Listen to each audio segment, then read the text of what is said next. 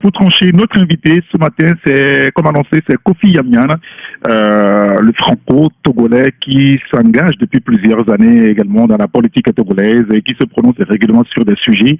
Alors, ils ont mis en place et créé un regroupement Freedom Togo et on comprendra un peu mieux ce que c'est véritablement. Et Kofi Yamian est au téléphone avec nous.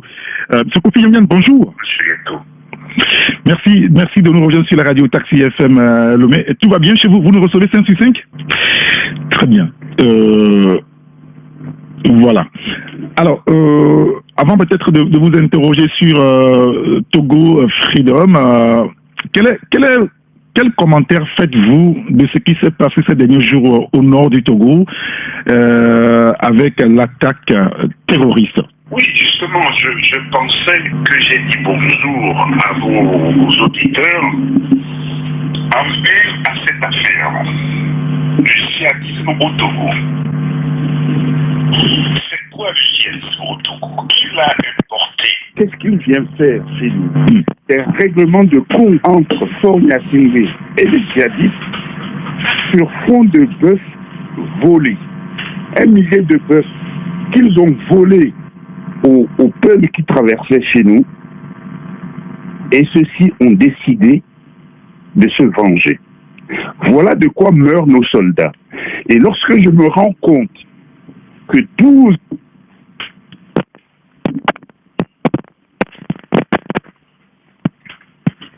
hier, dimanche, casse le pouvoir togolais. Depuis que les soldats togolais tombent, jamais, il n'y a eu une journée de deuil, ni un hommage national à ceux qui meurent pour nous défendre. Ça, c'est inadmissible. C'est inadmissible. Parce que, figurez-vous qu'en France, lorsqu'un soldat meurt, que ce soit en Afghanistan, que ce soit au Mali, que ce soit ailleurs, on ramène son corps et on lui rend un hommage officiel dans la cour républicaine des Invalides. Le Togo n'est même pas capable de faire ça. Ce président-là, il sert à quoi? Je m'incline devant les corps de nos vaillants soldats tombés au champ d'honneur et je donne toute ainsi que mon nouveau mouvement là, nous donnons toutes nos condoléances aux familles. Je voulais dire ça avant de commencer notre interview. Oui, bon, voilà. Quand on lit votre premier communiqué ce matin, on se rend compte qu'au-delà de tout, vous mettez en cause la diplomatie togolaise dans ce qui se passe au nord du Togo. Quelle est la relation entre la diplomatie togolaise aujourd'hui et ce qui se passe, l'attaque terroriste? Ah, écoutez, c'est parce qu'il s'agit d'une gestion calamiteuse de la diplomatie. De quoi Faure se mêle-t-il dans ce qui se passe au Niger, au Burkina, au Mali? De quoi se mêle-t-il? Le Togo n'est pas concerné par cette affaire-là. Qu'est-ce qu'il est allé faire là-bas? On est dans une sous-région, là. Pardon? On est dans une sous-région. On est dans une sous-région. Pourquoi c'est le Togo seul qui est parti faire semblant de faire de la médiation alors que les autres, le Ghana, la Côte d'Ivoire, le Bénin, ils se sont mêlés de ça? Qui d'autre a fait ça? Non, tout ça parce que, en fait, il est en difficulté grave en politique intérieure et pour amuser la galerie, mais c'est dramatique, voilà, pour amuser la galerie, il s'en va s'occuper de ce qui ne le regarde pas. On ne se mêle pas des affaires des autres. Il a un peuple à diriger, un pays à développer. Il ne fait rien. Il passe son temps avec ses nombreuses maîtresses. Bon, c'est tout ce qu'il fait. Ça, ce n'est pas admissible pour un chef d'État. inadmissible. Alors, cette affaire privée, là, ça ne nous concerne pas véritablement, mais pour revenir sur le sujet pour lequel on vous a appelé ce matin, par rapport donc à ce mouvement que vous avez lancé avec François Bokor et Jean Sylvanus, est-ce que d'abord on a envie de comprendre, c'est vrai que vous l'avez annoncé il y a une dizaine de jours, pour être précis, le 12 juillet dernier, la création de ce mouvement de libération nationale dénommé Freedom Togo, mais pourquoi avoir décidé de fédérer certaines énergies aujourd'hui, Kofi Yamyan? Eh bien, c'est très simple. Comme vous savez comme moi qu'au Togo, à cause des politiques qui ont été menées depuis le temps colonial, c'est un héritage que nous avons. Vous savez que nous sommes très divisés. Ici, moi je suis Évé. Là-bas, moi je suis Kabien. Là, moi je suis du Nord. Et ici, moi je suis du Sud. On est dispersés, on est divisés. Et c'est pour cela qu'on échoue à construire une nation. Vous savez ce que c'est qu'une nation? Unité d'un peuple, communauté de destin. C'est ça une nation. Nous n'y arriverons pas. Parce que nous sommes trop divisés. C'est en me rendant compte de ça, ce n'est pas une découverte, que j'ai décidé d'en finir avec ça. Parce que nous avons même, nous-mêmes dans la diaspora, nous avons importé ça. Au Togo, c'est comme ça. Et dans la diaspora, on a importé ces divisions-là. Nous voulons mettre fin à ça.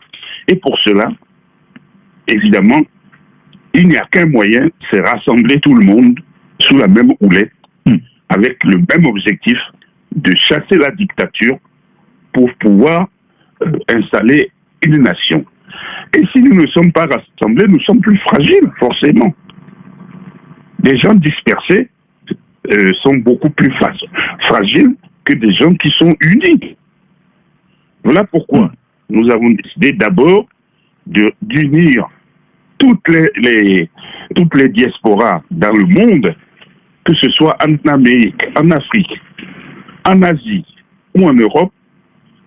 La diaspora togolaise doit parler d'une seule et même voix et marcher d'un seul et même pas. Voilà. Alors, quand vous dites, déjà, vous avez dit que c'est un mouvement de libération nationale, et quand vous dites aujourd'hui que vous voulez finir avec Faure Gnassingbé et son régime, que voulez-vous nous dire réellement? Parce que c'est des propos guerriers quand même, hein? Concrètement, la libération nationale, ça veut dire le départ de la dictature, la fin de la dictature. Remarquez, je dis ça pour vos auditeurs, ils le savent d'ailleurs. Remarquez, depuis 1963, c'est le seul pays, à part la Corée du Nord, c'est le seul pays où une seule et même famille dirige le pays sans interruption. C'est inadmissible, monsieur, c'est inadmissible.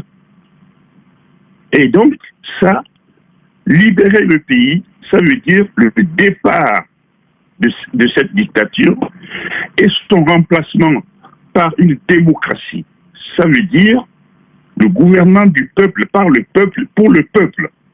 C'est ça quand je dis libération nationale, c'est ça. Libérer le Togo de cette famille.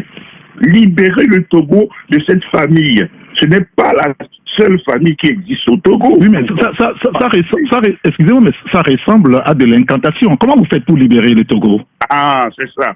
Oui, effectivement. Et c'est pour ça que nous avons pensé aux moyens. Hein? Jusqu'à présent, ne parlons pas d'incantation. Ou on en parle ensuite, si vous voulez. Oui, bien sûr. Le dialogue est impossible avec ce pouvoir. Il y a eu 26 dialogues au Togo. J'ai participé personnellement à plein de dialogues. J'étais à Ouagadougou quand Blaise Compaoré m'a appelé. Je suis monté à Ouaga juste pour établir ce contrat que nous avions fait et que le gouvernement togolais a refusé ensuite de signer. Donc les dialogues n'ont rien donné. Les marches n'ont rien donné. Les sittings n'ont rien donné. Les manifestations n'ont rien donné. Les grèves non plus. Les élections sont des parodies. On pour les urnes. Rappelez-vous, en 2005, quand Faure a voulu prendre le pouvoir, on a vu, j'ai encore en tête ces images de soldats qui sortaient des bureaux de vote avec des urnes sous le bras et qui couraient avec ça. Vous appelez ça une démocratie? Alors, de quels moyens nous reste-t-il? Quels moyens nous reste-t-il aujourd'hui? La violence. C'est le seul moyen que le pouvoir togolais nous laisse. Non, attendez là. Non, attendez. Vous parlez de la violence? Vous voulez faire de la violence? Mais oui, je parle de violence, forcément. Forcément. Ah non, là, attendez. Je n'ai pas dit la guerre civile. Bon, expliquez-nous. Mais de quelle violence s'agit-il? Monsieur, lorsque les gens marchent dans la rue, ils manifestent, que l'ordre leur est donné aux militaires de leur tirer dessus. C'est quoi? Est-ce que ce n'est pas de la violence? Oui, lorsque les enfants vont à l'école, qui sont assis dans les paillotes pour annoncer ceci ou cela, ce n'est pas de la violence? Lorsque les gens n'ont pas d'eau propre à boire, qu'ils ont faim de manger, ce n'est pas de la violence? Ce n'est pas nous qui voulons la violence, c'est le pouvoir qui nous oblige à la violence. Et donc, toute cette injustice-là, il faut y mettre fin. Et je dis que eux, ils tuent les enfants togolais tous les jours, d'accord? Enfin, d'accord, je vais dire, on le constate. Il faut qu'ils sachent eux aussi, les dirigeants togolais là, il faut qu'ils sachent que eux aussi, ils ont des femmes et des enfants et qu'ils ont intérêt à s'en occuper. D'accord. Alors, vous dites aussi dans votre message introductif, c'est-à-dire le 12 juillet dernier, que vous voulez mettre fin, entre autres, à l'injustice, aux inégalités abyssales, ce sont vos mots, à la corruption, à la monarchisation du Togo. Mais comment vous faites pour y parvenir là aussi? Eh bien, je souhaite que Faure cesse d'enfermer ses adversaires politiques. Il doit plutôt enfermer les corrompus qui sont autour de lui, y compris lui-même. Vous savez que, ou vous ne savez pas, en tout cas je vous l'apprends, le Togo est dans une situation économique et financière invraisemblable. Le Togo emprunte tous les mois 30 milliards de francs CFA à la BCEAO. 30 milliards par mois. Je vous pose la question et je prends à témoin vos auditeurs. Qui va rembourser tout ça? Et avec quel argent?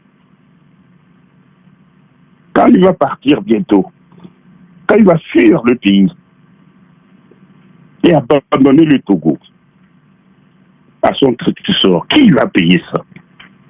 Vous trouvez ça admissible, vous? Eh bien non. Et donc, on va les dénoncer partout. On va les harceler. On va les dénoncer dans toutes les instances internationales. Nous allons démontrer la vraie nature de ce régime partout. Parce que les gens n'ont pas encore compris. Ils camouflent tout ça derrière une façade démocratique. Nous allons démontrer partout, parce que nous en avons les moyens, et nous allons le dénoncer partout. Il faut qu'il parte. Faure doit partir. Il n'y a pas d'autre solution. Il faut qu'il s'en aille. Pour partir d'un pouvoir, il faut passer par les élections. Et ça, vous le savez aussi. Vous êtes un démocrate, vous l'avez dit. Donc la démocratie souhaite qu'on aille aux élections pour faire partir quelqu'un du pouvoir. Oui. Mais vous avez vu l'état, vous avez vu le déroulement des élections? Vous avez vu? Moi, j'ai vu des images où les gens se filmaient. Ils étaient fiers de bourrer les urnes. Je prends juste moi, j'ai vu des bureaux de vote. Je suis allé au Togo. Hein. J'étais en 2010 là-bas pour les élections. J'ai vu des bureaux de vote, monsieur, où Faure Gnassingbé avait plus de voix que d'inscrits dans le bureau de vote. Mais ça ne le gêne pas, ça ne le dérange pas. Il dit qu'il a gagné, point. On n'appelle pas ça des élections. On appelle ça des parodies d'élections. Le jour où on va faire des vraies élections transparentes, moi je sais faire, j'ai été maire en France, c'est les maires qui s'occupent de ça. On sait comment on fait. Quand on vote, si on vote de façon transparente, je vous garantis que Faure, il n'aura pas 1000 voix. Même une chèvre sur laquelle on aurait écrit ANC, MLN, le mouvement de libération nationale, gagnerait face à Faure, tellement il est injuste. Depuis que ce pays existe, en dehors de la période 1958 à 1963, jamais le RPT n'a gagné une seule élection. Et ils sont toujours là. Bien sûr, pour changer un pouvoir, il faut des élections. C'est la démocratie. Moi, je suis un démocrate jusqu'au bout des doigts. Sauf que, au Togo, ce n'est pas possible. Alors, les votes sont produits. Le dialogue est impossible. Les marches ne donnent rien. Il faut arrêter ça. On ne peut pas. Il n'y a pas d'autre solution. C'est pour ça que je vous dis qu'ils nous poussent à la violence. Oui, mais justement, sur cette question de violence, parce que vous m'avez mis mal à l'aise tout à l'heure quand vous avez parlé de ça. Est-ce que vous voulez nous dire que le mouvement que vous venez de mettre en place est égal à mouvement de violence, de guérilla politique? Non, pas du tout. D'accord. Je voulais que ce soit clair. Hein? Non, je vais recommencer. Je vous dis que le dialogue est impossible. En tout cas, il ne donne rien. 26 dialogues pendant des années et des années. Au bout du bout, rien. Les marches et les manifestations, des années, rien. N'ont rien donné. Qu'est-ce qu'il nous reste aujourd'hui? Est-ce qu'il ne faudrait pas orienter votre stratégie qui vous amènerait à prendre le pouvoir?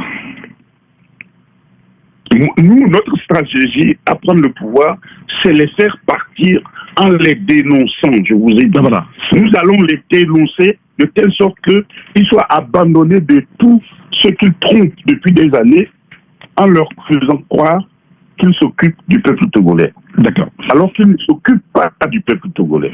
Ils s'occupent de bien d'autres choses, mais pas de ça. Il faut qu'ils partent. D'accord, voilà. Très bien.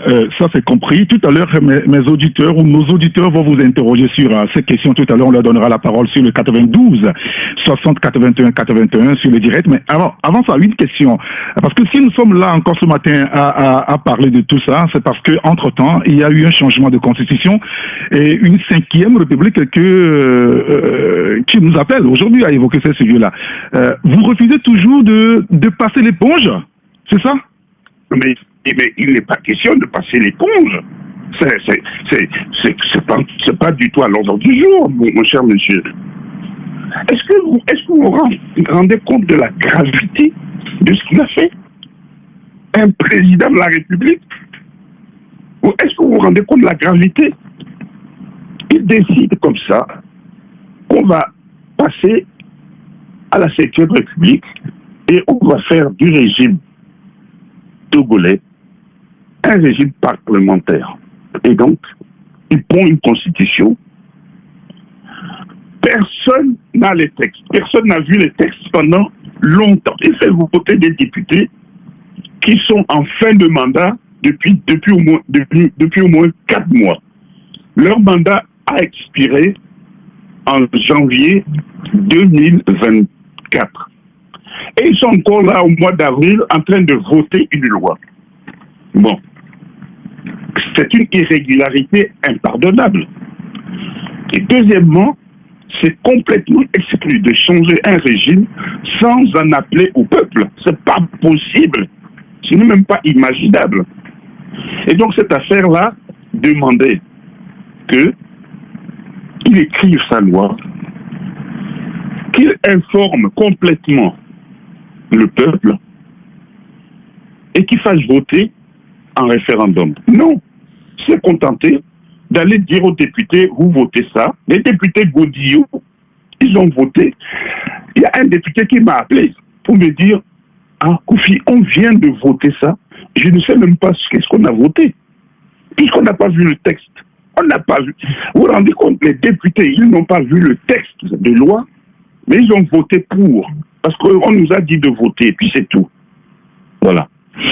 Et ils ont voté. Vous appelez ça une démocratie?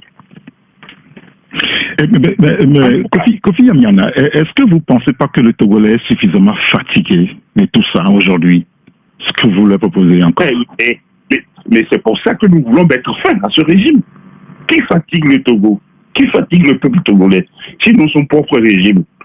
Depuis plus de 60 ans, les mêmes. C'est de ça que les Togolais sont fatigués.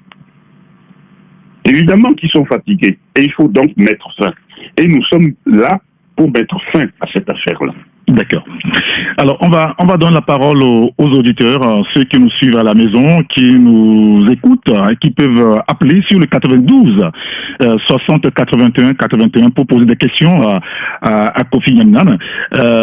Il y a un auditeur qui nous envoie un message sur le 93 94 96 64, c'est notre numéro WhatsApp, vous pouvez envoyer des messages aussi là-dessus. Alors, il nous dit ceci, laissez comme ça de nous mentir, cessez comme ça de nous mentir avec vos gros mots. Actuellement, vous êtes vieux et vous avez déjà mangé dans la vie. Si vous voulez prendre le pouvoir avec force, la population tendant de près, vous voulez nous détruire le pays, c'est ce qu'il dit. Qu'est-ce que vous répondez à ça, M. Kofi Yamiana? Depuis plus de 60 ans, les mêmes. C'est de ça que les Togolais sont fatigués. Évidemment qu'ils sont fatigués. Et il faut donc mettre fin. Et nous sommes là pour mettre fin à cette affaire-là. D'accord. Alors, on va donner la parole aux auditeurs, ceux qui nous suivent à la maison, qui nous écoutent, qui peuvent appeler sur le 92 60 81 81 pour poser des questions à Kofi Yamiana.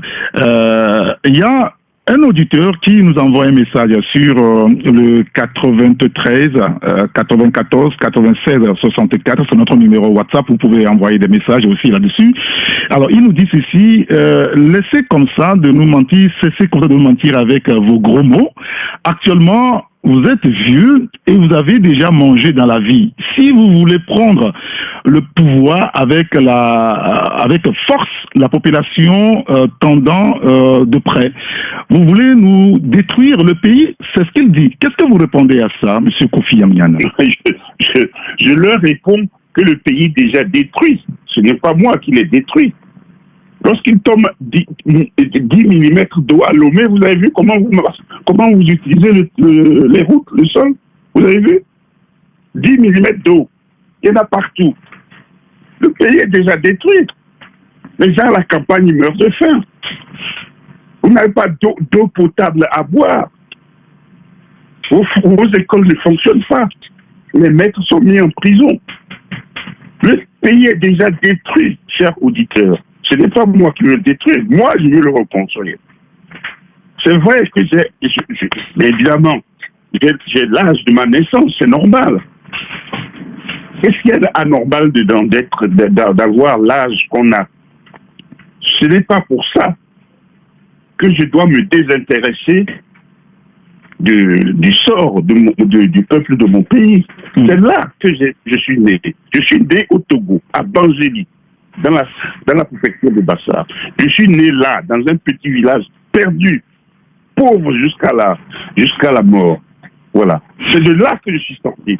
Je suis Togolais. Je suis né avant Fort, avant Ducé, avant Bawara, avant tous ces gens-là qui se prennent pour les rois. Je suis né Togolais avant eux. D'accord. Et mon pays, le sort de mon pays m'intéresse. C'est pour ça que je dis. Alors, il y a un auditeur. J'ai mangé. Je n'ai pas que manger. J'ai travaillé. Je suis allé à l'école.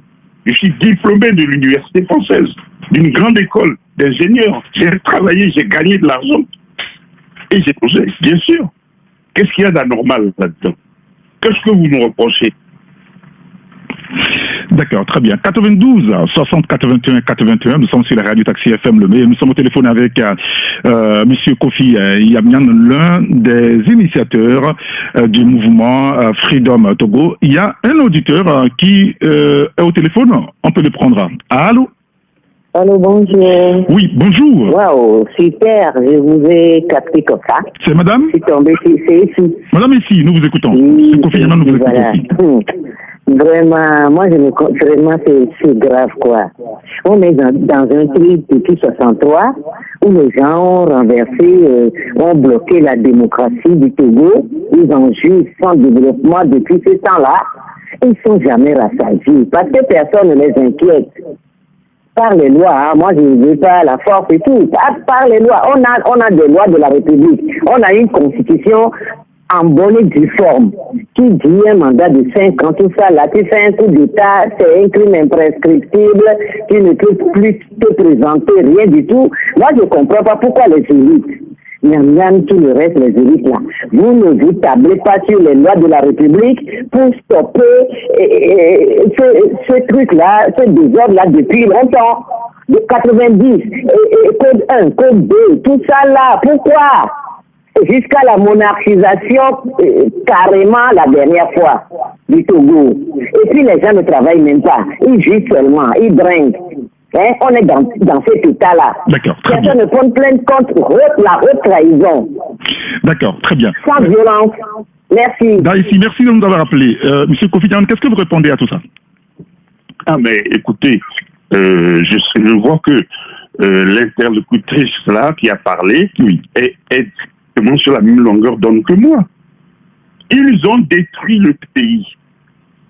Il faut donc les chasser. Il n'y a pas d'autre solution. Il n'y a pas d'autre solution. Parce que les lois, on a suivi les lois. Quand on a promulgué les dialogues, les marches, les sit-ins, les grèves, les élections, tout ça, c'est dans les lois. On a fait ça depuis 60 ans. Ça a changé quoi? D'accord, très bien. Donc ces gens sont imperméables à la loi. C'est ça, ils nous poussent à la violence. C'est tout. C'est pas plus compliqué. Bon, et la violence dont vous parlez, vous l'avez expliqué, hein, parce que je voulais pas qu'il y ait de confusion dans l'opinion par rapport à ce qu'on est en train de dire à l'antenne.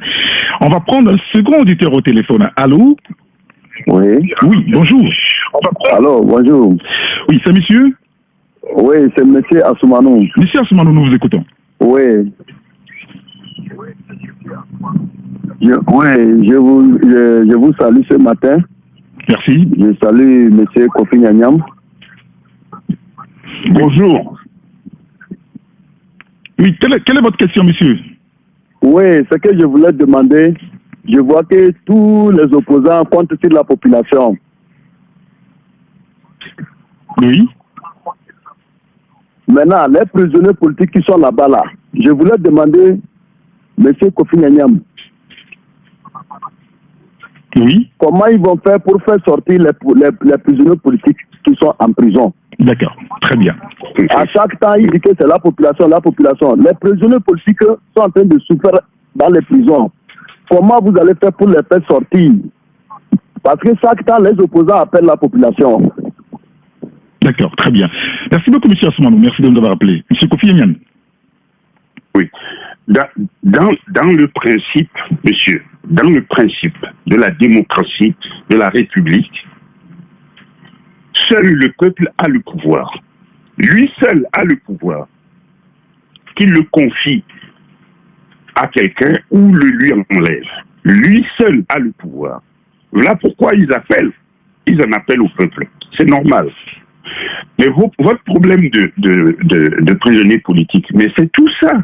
C'est-à-dire que ce pouvoir, depuis 60 ans, est là, a mis le pays en coupe réglée. Si tu critiques un petit peu, on te prend, on te met en prison. Et des fois, on te tue, on te bat, on te tue. Eh bien, on ne les libérera pas, les prisonniers politiques. On ne les libérera pas si on ne chasse pas d'abord le pouvoir qui les a mis en prison. Ils n'ont rien fait que d'exprimer une opinion. Exprimer une opinion n'est pas un crime, ce n'est pas un délit. On a le droit d'avoir des opinions. Mais au Togo, on n'a pas le droit. Voilà. Donc, monsieur, les prisonniers politiques, nous les libérerons. Parce que ceux qui les maintiennent en prison auront pris la suite. Nous allons les faire partir. Voilà. Bon, d'accord, ça c'est votre point de vue sur le sujet. On va prendre un autre auditeur, un troisième au téléphone. Allô? Allô? Oui, bonjour. Oui, bonjour. C'est monsieur? C'est monsieur Paul. Monsieur Paul, nous vous écoutons. Oui, je salue notre grand frère Kofi Nyam depuis l'Europe. Allez-y, monsieur Paul. Oui, je le remercie. Vraiment, je me sens très fier de le entendre ce matin avec le mouvement. Mais je veux lui dire qu'ils n'ont qu'à tout faire. Le mouvement maintenant doit être un peu plus extérieur. Tout comme il a dit, des dénonciations vers les institutions internationales pour qu'ils comprennent. Parce que le pouvoir là est très rusé que il nous prend comme, je ne sais pas, des millions, quoi. Donc, à eux maintenant la vie, il ne faut pas qu'ils mettent la main. Merci. Très bien, ben, c'est votre réaction, c'est pas une question. D'accord, on a compris. Monsieur Kofi, vous voulez réagir à ça aussi, peut-être? Oui, j'ai bien compris. En tout cas, lui, il a bien compris l'affaire. Il nous encourage à continuer. Nous allons continuer. Nous allons mailler d'abord toute la diaspora. Ensuite, nous allons mailler le peuple togolais en utilisant l'intelligence collective. C'est l'intelligence collective qui va nous amener à tout ça. Et on a un outil changé. Un outil qui est le MNL, le MLN, et ensuite l'objectif c'est changer de régime. Changer de régime. Et c'est pour ça que nous l'unions. Mais vous pensez qu'il y a plus de possibilités de discuter par exemple avec Faure Gnassingbé pour que les énergies soient libérées véritablement? Vous pensez sincèrement? Mais évidemment, monsieur, moi je pense qu'il n'y a plus aucune possibilité de discuter avec lui. Il n'a jamais accepté de discuter. Est-ce que vous vous rendez compte de ce qui se passe dans le nord du pays? Est-ce que vous l'avez entendu parler de ça? Oui, une fois, oui, bien sûr. Pas la parole pour dire voici ce que je pense de ça. Non, il est allé importer la violence. Il est là-bas à Pia, aux Evala, à parodier avec ses maîtresses. Bon, pendant que je vous ai dit que les problèmes privés des gens, nous, on s'en occupe à l'antenne. Hein. Ah, écoutez, monsieur, ça me regarde. C'est mon problème. Oui, mais ça m'engage aussi, vous le savez. Ça ne vous engage à rien, vous. Ça ne vous engage à rien. D'accord. Ben, si vous voulez, on va prendre encore un auditeur parce que les téléphones cessent de crépiter ici. Allô? Oui, allô, bonjour. Oui, bonjour. C'est monsieur? Moi, c'est Oseni, le messager de l'amour. Monsieur Oseni, nous vous écoutons. Bonjour, Kofi Nyam. Bonjour. Ce que moi je vois aussi, la jeunesse, est-ce que la jeunesse a de l'avenir? La jeunesse maintenant est devenue alcoolique. Vraiment, c'est triste. Merci. Merci beaucoup, monsieur Oseni. Monsieur Kofi? Oui. J'ai entendu. Et j'ai vu, moi-même de mes yeux, j'ai vu, lorsque je suis venu au pays la dernière fois que je suis passé en 2016, j'ai vu que les gens se mettaient vraiment à boire et peut-être même à se droguer. Et pourquoi ils font ça? Parce qu'ils sont désespérés. C'est le désespoir qui fait plonger les jeunes dans ce genre de situation. Et nous allons redresser tout ça. Il faut redonner le moral à la jeunesse. Aujourd'hui, la jeunesse, elle est maltraitée. Aujourd'hui, qu'est-ce qu'ils font les jeunes? On les oblige ou bien à aller en prison, ou bien on les jette en prison, ou bien on les oblige à l'exil. Moyennant quoi, Ils partent à pied, ou en camion, ou en moto, traversent le Sahara et viennent se fracasser dans l'océan, dans la mer Méditerranée. C'est insupportable, monsieur. C'est insupportable. Ce gouvernement n'a aucune compétence. Voilà, il ne s'occupe pas de ces jeunes. Il s'occupe de personne. Après, on va nous dire que les jeunes boivent. Mais non, les jeunes ne boivent pas par plaisir de boire. C'est parce qu'ils n'ont pas d'autres solutions que d'essayer d'oublier. D'accord. Mais là, je vous rappelle, monsieur, je veux vous dire, pour vous rassurer, je dis bien que le gouvernement togolais, comme il agit, nous pousse vers la violence. Mais la violence ne fait pas partie de notre méthode. Nous, on est des gens pacifistes. Mais il faut absolument que Faure Gnassingbé cesse de maltraiter le peuple togolais. Il faut qu'il cesse. C'est tout ce que nous demandons. Et il cessera, parce qu'il partira. D'accord, très bien. Monsieur Kofi Yamnan, on arrive à la fin de notre entretien. Pour résumer, quelle est la solution que vous proposez au peuple togolais? Parce que vous avez dit que vous voulez fédérer les énergies. D'abord de la diaspora, parce qu'elle est aussi profondément divisée. Ensuite, du peuple togolais. Et ensuite, le peuple togolais. Oui, le peuple togolais est férocement divisé. Férocement divisé. Il faut l'unir. Et donc, une fois qu'on a... Mais unir le peuple togolais, ce n'est pas une fin en soi. C'est un moyen. C'est un outil. Et ensuite, nous allons nous mettre au travail. Il y a du travail. Hein. Il y a beaucoup de travail à faire. Parce qu'on ne sort pas comme ça d'une dictature aussi féroce pour entrer dans une démocratie immédiate dans l'année. C'est impossible à imaginer.